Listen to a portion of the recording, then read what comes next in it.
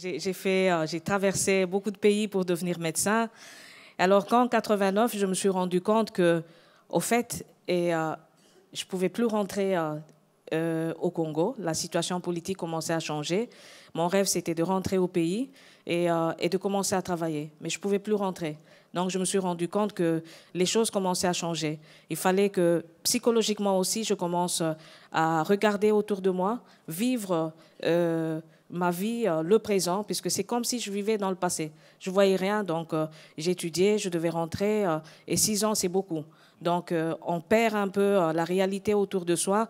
Et donc, à la fin, à l'improviste, quand j'ai vu que le climat politique commençait à changer, et j'ai commencé à regarder à travers la participation.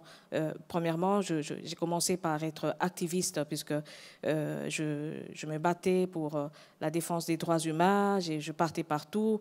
Et je me suis rendu compte que les migrants n'étaient pas bien représentés dans les institutions, et il y avait beaucoup de discrimination, puisque ça avait commencé d'ailleurs par moi-même, et je n'arrivais pas à trouver une place même à l'hôpital. J'ai terminé de travailler, il fallait avoir la nationalité italienne, et donc je descendais dans les rues et je me suis rendu compte que la rue n'était pas suffisante. Et il n'y avait pas des gens qui ont délégué tout ce qu'il y avait comme problème, tout ce qu'il y avait comme exigence, on les déléguait à d'autres personnes, mais ce n'était pas la même chose. Et alors, j'ai changé rapidement, j'ai commencé à faire la politique. J'étais, premièrement, au niveau de la municipalité, j'ai commencé par là.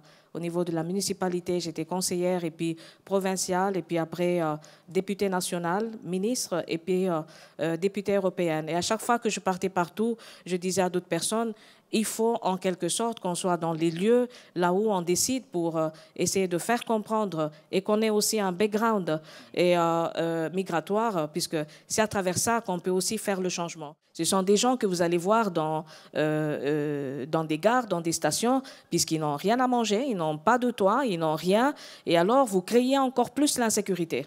Mais si vous voulez travailler sur la sécurité, il faut que vous investissiez sur l'intégration. C'est à ce moment-là qu'on peut se dire, OK, alors nous sommes sur le bon chemin.